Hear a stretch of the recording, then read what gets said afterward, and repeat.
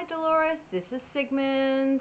I'm here in Linda's shop and I am buying a hat from Linda. Look, this is one way. Isn't it fabulous? Now, let's go back to the 40s. Don't I look like glamour, glamour? Ah. And here, yet another. This hat is worth the money and more.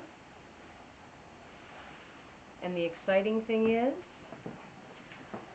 Linda Pagan made it. Aren't we proud of her? She's grown so much since we first met. We miss you, Dolores, but Lake Placid, you got it made, girl. Bingo!